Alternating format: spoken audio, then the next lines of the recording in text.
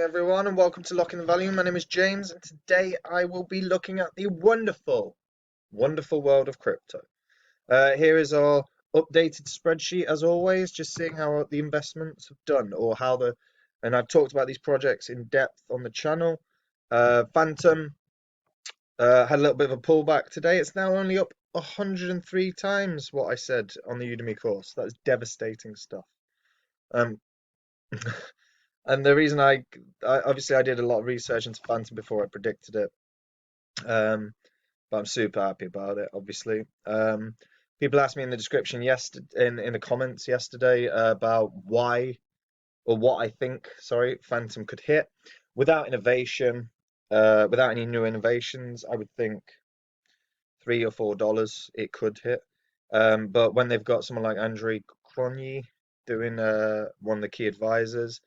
I expect more innovations out of Phantom, and the more innovations they have, the more the market cap could hit. But $4 a coin would put it at about 10 billion. That's a big ask, but I think it's doable.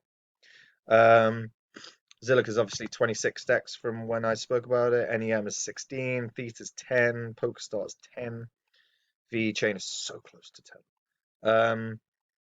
Only pick winners and only talk about winners on this channel, except for bloody Grin. Look at Grin. Although I will tell you, I'm out of Grin, and I've been out of Grin a couple months, but I keep it on there to show that occasionally it goes wrong. But yeah, so this is the spreadsheet. And the reason I wanted to show you this is just to show you, and I'll always be open and honest about what I talk about and how they get on.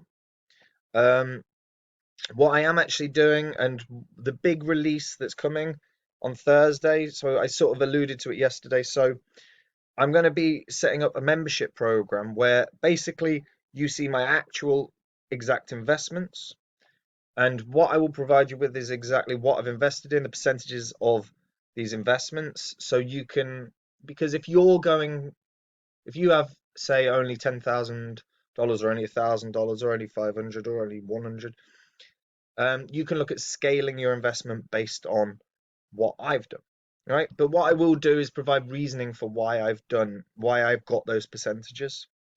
What I will also do is provide you with new information about the trades that I make. So if I'm going to buy a new coin, I will send out an email an hour before.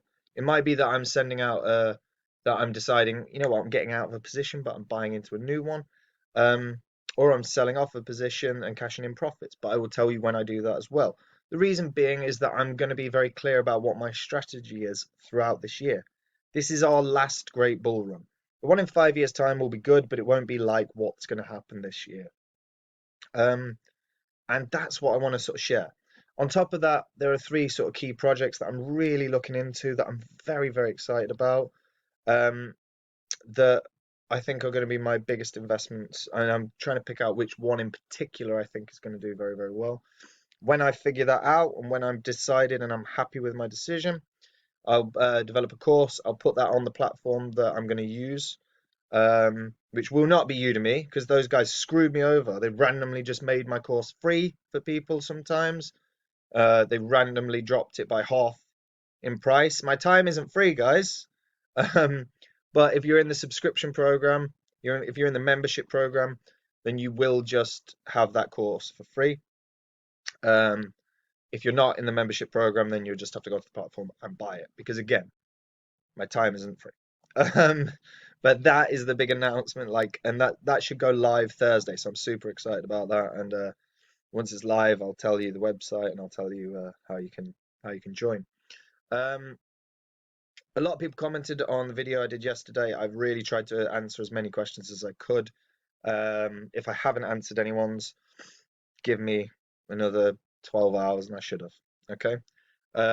Because I do try and look at everything. But I'll give it you from my honest perspective. Like someone talked about Holochain. I like Holochain. I think Holochain may very well treble in this bull market. However, I won't invest in it. And the only reason is the trading pairs are terrible. They're absolutely terrible. Now I'm not a day trader, but I know day traders, and most of them well, not most of them, all of them, trade between multiple currencies because it's an opportunity for arbitrage. So you can go trade between BTC to then go to ETH to then go to USDC or USDT. Some go to USDT. A lot of people try to avoid Tether. And the downside to Holo chain at the moment, or HOT, Holo, is that at the moment the only trading pair anywhere is USDT. And it removes a lot of volume potentially, and it removes a lot of eyes from it because you don't see it when you're searching the ETH pairings or the BUSD pairings or the BNB pairings. For me, that is going to um, reduce the potential growth of the value of the project, which is a very good project. Like I say, I really like it, but I won't invest in it certainly not until I see wider trading pairs. And even then, I'm not sure it's necessarily going to have the growth that some of these projects, some of the other projects, like some of the ones on here, are going to have. But like I say, if I don't answer your question, give me 12 hours, okay? Right. There's a few things I want to talk about today. The main thing I want to talk about is sort of the projections that I'm hearing about. So, a very quick run through the news. I want people to avoid Forbes. Forbes suck. They hate cryptocurrency. Everything that they produce in terms of articles is always negative. I typed in crypto and then clicked on news, and Forbes, you've got markets plunge, and you've got Bill Gates issues serious Bitcoin warning. But it's all negative. There's no positives, right? It's ridiculous. Um, so avoid Forbes. Goldman Sachs. I love this. Goldman Sachs are bringing back Bitcoin trading as they see the market becoming more mature. And they're looking into a Bitcoin ETF. How brilliant, with plans to provide a crypto custody service. As much as they have tried to avoid cryptocurrency, they can't. Which is absolutely brilliant to hear, and it brings more value, brings more focal point, like focus to the crypto space because it is going to blow up this year. It's going to be huge. The good piece of news was an American music producer yesterday made about 11.7 million in NFT sales, which is great. We want to see that NFT market really starting to move forward. So news like this is always good to see. And the other bit of news was Cardano has smashed up to third spot in the market cap, which was almost inevitable with the hard fork and with the Mary update. So hard fork, sorry, Mary update. But yeah, so that's good to see. That's good to see. Now, Bitcoin price projections. We're seeing mad ones, right? Now, I've seen some YouTubers talking about 300,000, 360,000, but they're talking about it within the year time frame. It's madness. I just don't see it. Now, I might be wrong. I hope I am, because if I'm wrong, then that means, and if they're right, and it's a 360, 400,000, that means the altcoins are going to go even more mad than they already are. But 100,000, I think most people are sort of accepting that probably is going to happen. So I wanted to just give you a bit of maths here. I know no one likes a maths lesson, right? I'm not an idiot, but the reason that I want to do this is because you've got to see the sort of logic behind this. So there's 18.625 million Bitcoin on Earth right now, although we know a ton of them have been lost, right? So if it hits 100,000, it's obviously going to have a $1.8 trillion market cap. Now, the key thing here is the Bitcoin dominance. So in the last bull run, the Bitcoin dominance was actually at 35%. That was when the altcoin market was at its strongest. Okay, then it started tanking. Now, I'm not sure Bitcoin will ever lose that level of dominance, but I'd say 40% is a realistic sort of outlook. So if we divide by 0.4, what we get is the total market cap. Okay, so the total market cap, if Bitcoin hits 100,000 per coin, then we're looking at, and its dominance drops to about 40%, which is about what I'd think, then you're looking at a total market cap of 4.66 trillion. So you minus off the Bitcoin market cap and you're left with the altcoin market cap. So 2.8 trillion. Okay. If we currently look at the altcoin market cap, so the total market cap is 1.5 trillion minus your 950 250 billion. You're looking at a market cap of 628 billion for the alts. Okay, so 600 billion. So you're looking at sort of 4.6 recurring times gain for the altcoins for it to actually hit the right dominance levels and everything. Now, there are going to be coins that do 3x's. There are going to be coins that do 5x's. There are going to be coins that do 10, 20, and 30 still, and 40. And there will damn sure be a couple here and there that do 100. So you have got to have a strategy in place in terms of what you're thinking, okay? Because there are so many mistakes that new investors in this space make. They panic when there's a dip, and there will be more dips over the coming 7 months, 8 months. So you've got to have a level head when you deal with that. On top of that, you've also got to be aware some projects aren't good. Not all altcoins are made equal, right?